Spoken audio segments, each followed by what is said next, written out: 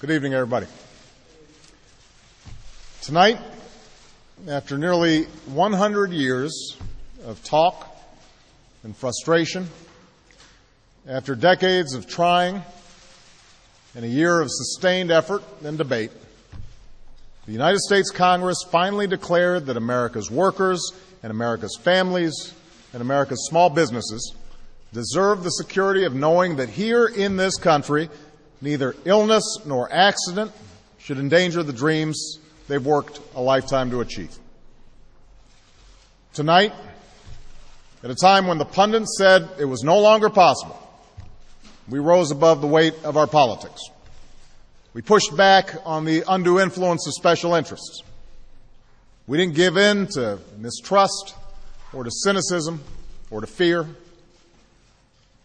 Instead, we proved that we are still a people capable of doing big things and tackling our biggest challenges. We proved that this government, a government of the people and by the people, still works for the people. I want to thank every member of Congress who stood up tonight with courage and conviction to make health care reform a reality. And I know this wasn't an easy vote for a lot of people, but it was the right vote. I want to thank Speaker Nancy Pelosi for her extraordinary leadership, and Majority Leader Steny Hoyer and Majority Whip Jim Clyburn for their commitment to getting the job done. I want to thank my outstanding Vice President, Joe Biden, and my wonderful Secretary of Health and Human Services, Kathleen Sebelius, for their fantastic work on this issue.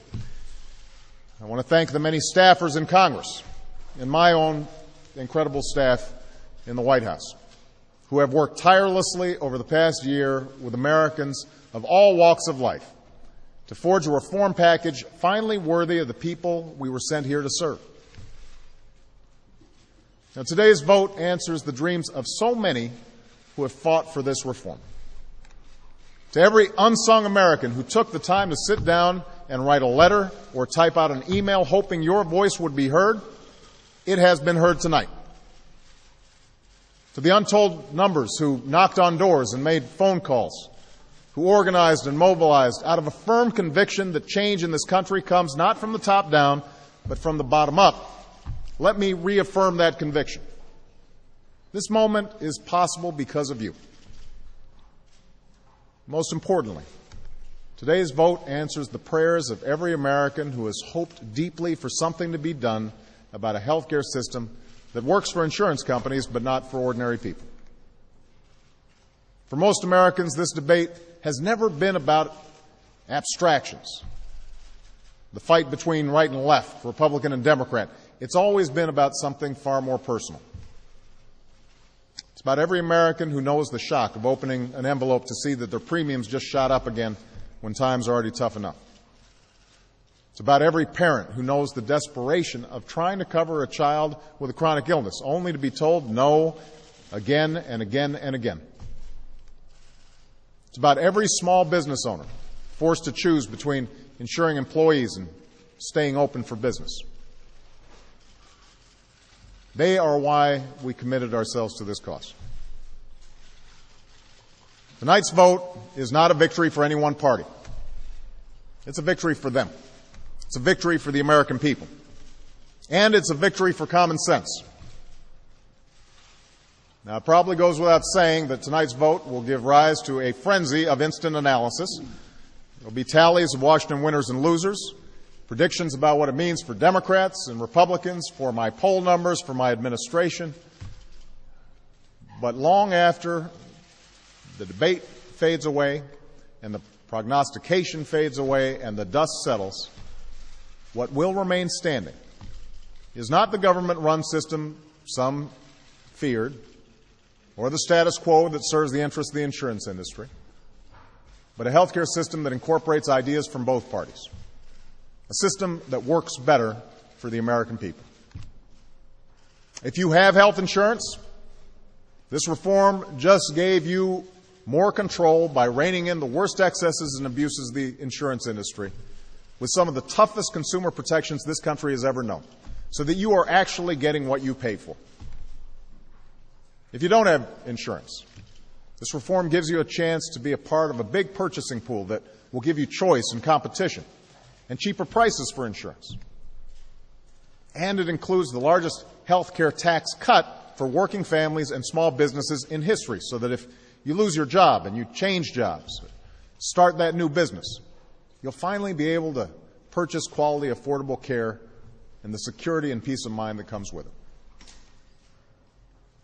This reform is the right thing to do for our seniors. It makes Medicare stronger and more solvent, extending its life by almost a decade. And it's the right thing to do for our future. It will reduce our deficit by more than $100 billion over the next decade and more than $1 trillion in the decade after that. So this isn't radical reform, but it is major reform. This legislation will not fix everything that ails our healthcare system, but it moves us decisively in the right direction. This is what change looks like. Now, as momentous as this day is, it's not the end of this journey. On Tuesday, the Senate will take up revisions to this legislation that the House has embraced. And these are revisions that have strengthened this law and removed provisions that had no place in it. Some have predicted another siege of parliamentary maneuvering in order to delay adoption of these improvements. I hope that's not the case. It's time to bring this debate to a close and bring in the hard work of implementing this reform properly on behalf of the American people. This year, and in years to come, we have a solemn responsibility to do it right. Nor does this day represent the end of the work that faces our country. The work of revitalizing our economy goes on. The work of promoting private sector job creation goes on. The work of putting American families' dreams back within reach goes on. And we march on with renewed confidence, energized by this victory on their behalf. In the end, what this day represents is another stone firmly laid in the foundation of the American dream. Tonight, we answered the call of history as so many generations of Americans have before us. When faced with crisis, we did not shrink from our challenge. We overcame it. We did not avoid our responsibility. We embraced it. We did not fear our future. We shaped it. Thank you. God bless you, and may God bless the United States of America.